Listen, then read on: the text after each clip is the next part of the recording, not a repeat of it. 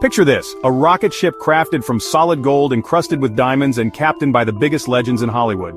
It's the kind of spectacle you'd expect to see at a blockbuster movie premiere, not in the world of tech startups. The red carpet is rolled out, cameras flash, and the world's most iconic celebrities gather, all eyes on this dazzling launch. But instead of soaring to the stars, this rocket was fueled by nearly $2 billion and dreams of changing the world. Its destination, the moon, or so everyone thought. In reality, it never left the ground. In just 6 months, it all went up in flames, exploding spectacularly on the launch pad, leaving behind nothing but smoke, debris, and the smell of burnt cash. This isn't a scene from a Hollywood disaster film, this is the true story of Quibi. Its collapse wasn't just another business failure, it was a billion-dollar masterclass in unchecked ego, the dangers of too much money, and the fatal mistake of ignoring your audience. Quibi's downfall became a symbol of what happens when ambition outpaces reality. At the helm were Jeffrey Katzenberg and Meg Whitman, titans of Hollywood and Silicon Valley. With their combined reputations, they promised to revolutionize mobile video, to change the way we consume entertainment forever. Their vision was so grand, so dazzling, that it blinded not just themselves but investors, celebrities, and the media to the harsh realities of the market. What they built was a beautiful monument to a future no one actually wanted. The world watched, stunned and fascinated, as Quibi's public crash unfolded in real time. Headlines blared, social media buzzed, and everyone asked the same question. How could so much money, talent, and hype fail so quickly and so completely? On paper, Quibi was a can't-miss proposition. It had A-list stars, the backing of major studios, and a creative team with decades of experience. The content was slick, the production values were sky-high, and the marketing campaign was everywhere. It seemed like a sure thing, destined to dominate the streaming wars. And then there was the war chest, nearly $2 billion in funding, a sum most startups can only dream about. Investors lined up, eager to be part of the next big thing. The money flowed freely, fueling ever bigger ambitions and ever flashier launches. But in the real world, none of that mattered. The only thing that counts is whether people actually want what you're selling. Quibi's slick app and star-studded shows couldn't overcome the simple truth. Users just weren't interested. They swiped past, ignored the hype, and moved on. Quibi's fall is a stark warning to every entrepreneur and executive. Legacy, reputation, and even mountains of cash mean nothing if you miss the customer. Big budgets can't rescue bad ideas. It's a cautionary tale for anyone who starts believing their own hype and forgets to listen to the people they're trying to serve. Today, the ghost of Quibi haunts boardrooms everywhere, whispering a chilling question. Are you building something people truly want, or just another beautiful rocket ship doomed to crash and burn?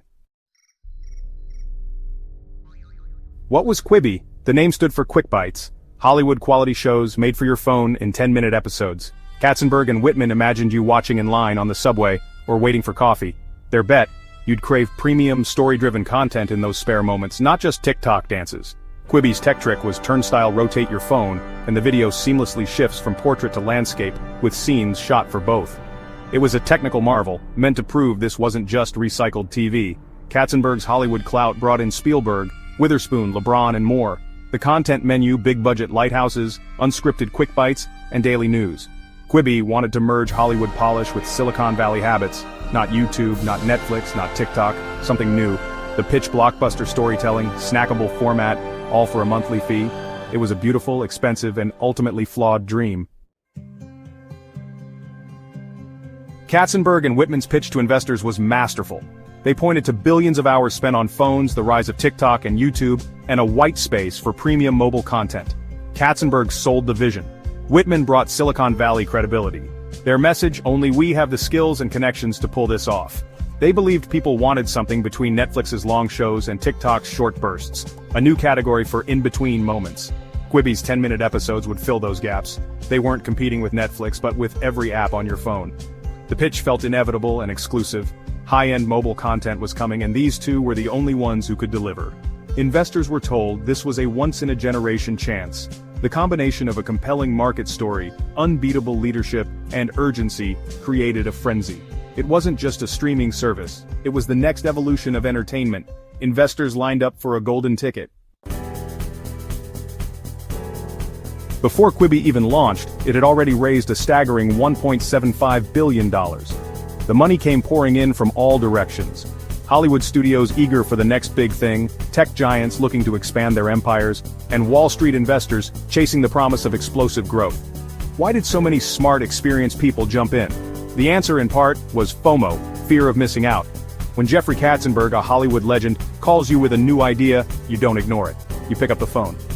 For studios, investing in Quibi was both a chance to get in on the ground floor and a form of insurance. No one wanted to be left behind if Quibi became the next Netflix or upended the industry. The pressure was real. No executive wanted to be remembered as the one who passed on the future of entertainment. For financial backers, the leadership team was a huge draw. Katzenberg and Meg Whitman weren't just big names. They had built billion-dollar companies before. Their reputations made Quibi seem like a can't-miss opportunity. These weren't dreamers tinkering in a garage. They were proven leaders with track records of turning ideas into empires, and that inspired confidence. The streaming market was exploding. Netflix was dominating. Disney Plus was about to launch, and everyone wanted a piece of the action. The timing felt perfect for a bold new player.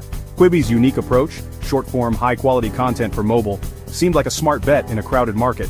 The massive funding itself became a signal. If so many people were investing so much, it had to be good, right? The momentum was contagious. Quibi spent lavishly, shelling out up to $100,000 per minute for top-tier content. The scale of investment was almost unheard of for a startup. That spending spree attracted A-list talent, actors, directors, and producers, further validating the project in the eyes of investors and the industry. The money created a gravitational pull, drawing in more talent, more investors, and more hype. For a while, it looked like nothing could stop Quibi's momentum. The project seemed destined for greatness. But as history shows, hype and capital alone can't guarantee success. Even the smartest bets can go sideways. Ultimately, the market would have the final say, and Quibi was about to face its toughest critics yet. Quibi was built for a world on the move, then the world stopped. COVID-19 hit, and everyone stayed home with endless time and big-screen TVs. Quibi's launch in April 2020 landed with a thud. Why pay for short videos on your phone when you're on the couch with Netflix? The content felt awkward, movie budgets chopped into 10-minute chunks. Worse, you couldn't watch on your TV or easily share clips on social media. Quibi's walled garden cut it off from viral buzz. The 90-day free trial backfired. People sampled, got bored, and left. Downloads plummeted after launch week. The grand opening felt like a restaurant debuting in a hurricane. No customers, no buzz. Quibi's moment had vanished before it began. After launch, Quibi bled users. Over 90% never paid after the free trial. No amount of celebrity content could stop the exodus. Internally, pressure mounted. Katzenberg and Whitman blamed the pandemic. But the real problem was deeper. The product just didn't fit what people wanted. Quibi scrambled to add TV support and sharing features, but it was too late. The brand became a punchline. Out of touch, out of time. Even new shows couldn't revive interest. By October 2020, just 6 months in, Quibi announced it was shutting down. The founders returned $350 million to investors, a rare move. Instead of selling for scraps or pivoting endlessly, they pulled the plug. The $1.75 billion rocket ship was now scrap metal. The collapse was as dramatic as the launch. Quibi's grand experiment was over. Its legacy, a cautionary tale in speed, hype, and hubris. Quibi's autopsy reveals multiple causes of death. First, catastrophic product-market fit failure. People didn't want high-end, short-form video. When killing time, users chose free social content, TikTok, YouTube, Instagram. For premium stories, they turned to Netflix or HBO, not 10-minute chunks. Second, pricing. Quibi charged $4.99, $7.99 a month, competing with giants like Disney Plus and Apple TV Plus. Why pay for unproven shows, locked to your phone? Third, hubris. The founders ignored market signals, spent billions before testing with real users, and locked down sharing and TV viewing. They built for how they thought people should behave, not how they actually did. The pandemic was just the final blow. It exposed Quibi's core weaknesses. Great products adapt. Quibi couldn't. People flocked to TikTok and Animal Crossing, not Quibi. It was a product for a world that never existed. Reality won. Quibi's failure leaves 3 brutal lessons etched in the ashes of a billion-dollar dream. These aren't just business cliches, but hard-won truths that every entrepreneur, investor, and innovator should remember. First, timing matters, but misunderstanding the moment is fatal. You can have the best idea, but if the world isn't ready, or if you misread the cultural and technological landscape, your timing can turn from an asset to a liability in an instant. Quibi was built for commuters, people on the go, hungry for quick entertainment. But then, the world changed overnight. Suddenly commutes vanished, routines shifted, and the very foundation of Quibi's vision crumbled beneath it. Second, the customer is always right. It's not enough to believe you know what people want. You have to listen, adapt, and respond to real feedback, not just your own instincts or the echo chamber of your boardroom. Quibi was a top-down vision, not a response to real demand. The leadership believed their experience and resources could shape the market, but they missed the signals from the very audience they hoped to capture. True innovation is a dialogue, not a monologue. The best products are built in conversation with users, not dictated to them. When you stop listening, you stop learning. And that's when you start losing.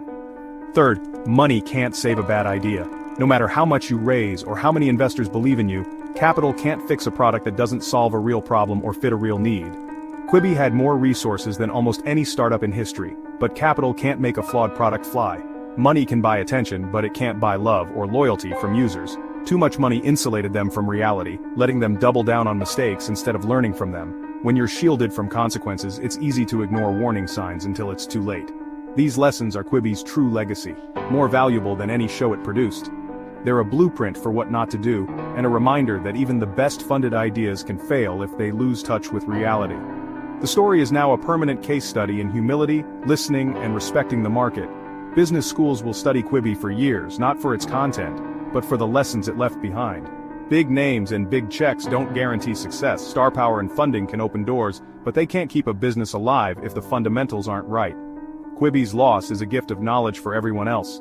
Every failure, especially one this public, is a chance for others to learn and avoid the same pitfalls. It's a $2 billion masterclass in what not to do, a cautionary tale for the next generation of founders and dreamers. Build for real needs, not just for hype.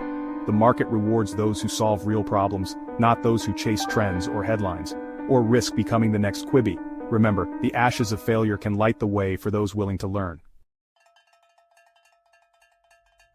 Today, Quibi is a ghost. Its shows sold to Roku, stripped of context and innovation. Most viewers have no idea about their billion-dollar origin. Quibi's true legacy is a warning: hubris kills. Katzenberg and Whitman weren't fools, they were titans using an outdated playbook. If you build it, they will come no longer works. You must ask if anyone wants to come at all.